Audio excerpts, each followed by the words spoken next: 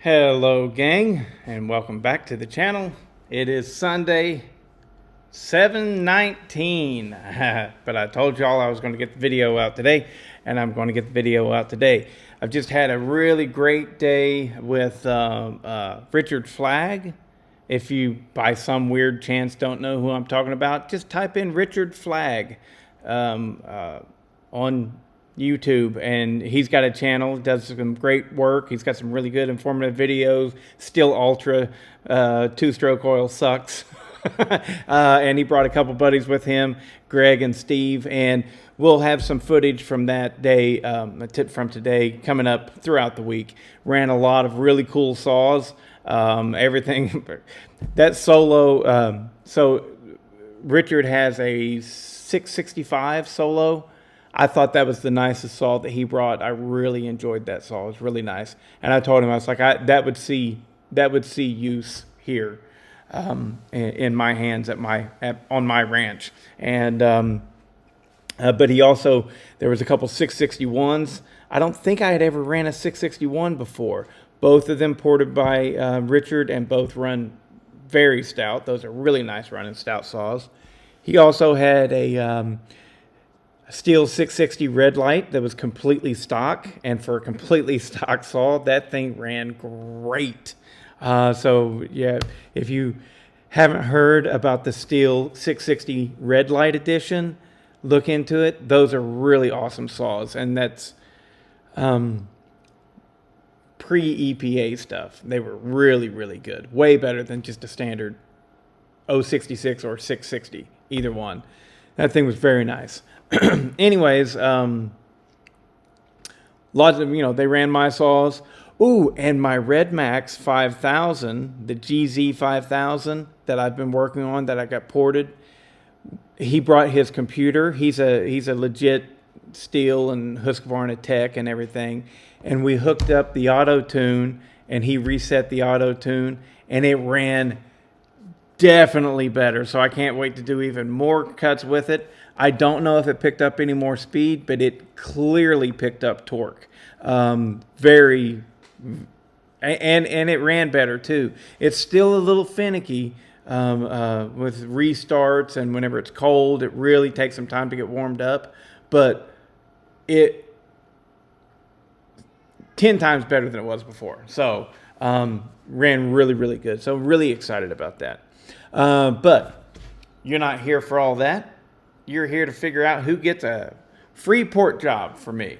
Somewhere up here, there should be a little wheel that's got everybody's name in there that said that they wanted one. There was a couple where I was like, I don't know if you want one or not, because it was a little weird how you phrased it and everything. Most of the time, I just went ahead and put you in, because why not? A couple people want one, but they don't have a saw that qualifies. I get it. Hey, it sucks. But anyways, so this is for a free port job, and we are about to spin the wheel right now. I ended up having 147 entries, and I'm going to move this out of the way right here. I think I just click on the wheel and it spins. I think. Here we go. Yeah, baby, there we go. It's spinning. Who's going to win it? Oh, Muskie Carpenter 7027. Congratulations, bruv. You just won a free port job. Now, the way to get a hold of me is through an email, right? You'll have to send me an email to bodiechainsaws@gmail.com. Be quick about it. And I'll send you my address. You get it in the mail tomorrow or the next day, maybe even on Wednesday, but get it in the mail quick. Get it to me, all right? This has to be a good running saw, no issues, all right? I'm not about to deal with issues. I will fire up your saw, put it in the wood, run it, let it sit there, see if it's going to idle, see if it's got an air leak. I will actually test it out. So it's got to be a good running saw. If not, I'm just going to pack it back up, send it back to you. And that sucks, all right? So a good running saw, no Chinese cylinders. I don't want to mess with that at all. Okay, no aftermarket, not even Chinese, no aftermarket cylinders, period. I don't want to mess with that. Okay, so it's got to be the OEM cylinder. If by some chance you had a set of rings laying around, you were thinking about re-ringing it anyways, or a new piston, that's fine. You can send that with me. I'm going to have it apart anyways, and I'll put a new piston in there for you. But I'm not going to clean up the bore, any of that. I don't want to get into that, okay? It also can't be super old, so nothing pre-1980, okay? I don't want to deal with it. It also can't be big. Anything bigger than 52 millimeters, I'm not set up to properly machine it if I need to machine it, which I'm not even sure I'll need to. No clamshell. No clamshell saws at all. I'm not dealing with it. And no horizontal saws. So it's a lot of rules to follow there. So I don't want any lay down cylinders horizontal. Not going to do it, with the exception, one exception. And that is an Echo 2511. If you have one of those and want to send them to me and get it ported, I've never done it before. I wanted to tear into them. They seem cool. I would like to do that. So I would make the exception for an Echo 2511. So with that said, Muskie Carpenter 7027, send me an email. BodieChainsaws@gmail.com, and I will do my utmost best to port your chainsaw in a good manner and get some good power out of it.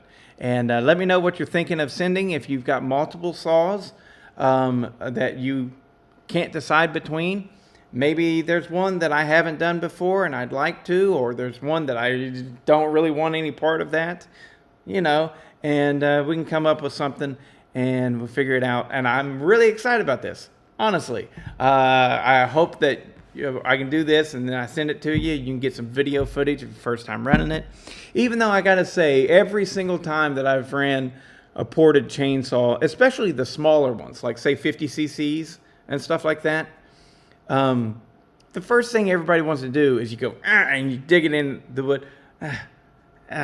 You know, you can stop any saw, really. And so, you know, it takes time. If you've never messed with a ported saw before,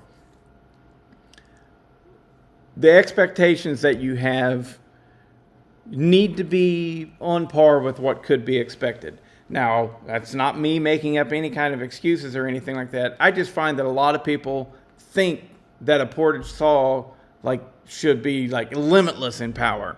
They're not. They're still just chainsaws. You've heard me say that on my channel a good bit. It runs great, runs really strong, it's ripping, I love it. It's still just a chainsaw. So anyways, hopefully you'll have good experience with this. And also let me know what you want out of this build. If you just want something that's cool and nice and sounds good and it's got a little bit more power, great. If you want something that's a really hot work saw, you know, that you want to show off and stuff like that, that might be a different kind of build. I'll see what I can do. And just let me know. And I hope you enjoyed the video. Please like, you know, do the thumbs up thing, right? I don't say that nearly enough. It really does matter. Subscribe if you're watching this. I've got to check. Muskie, are you a subscriber? If you're not a subscriber,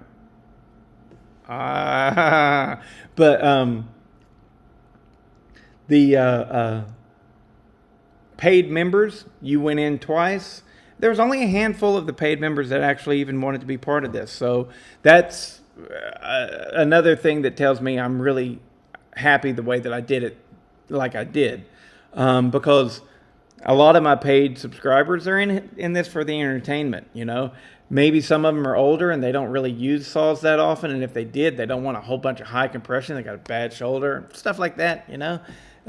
So I'm very understanding with all of that. And I hope you guys are too. But anyways, that's enough. I've had a long day. It's been awesome. We had fun. We had some good pork ribs and just good company. You know what I mean? So anyways, hope you like the videos, guys. And congratulations to Muskie Carpenter. What? That's a great name. Anyways, take a shower, Muskie Carpenter. Maybe then you'll be fresh and clean, Carpenter. Later.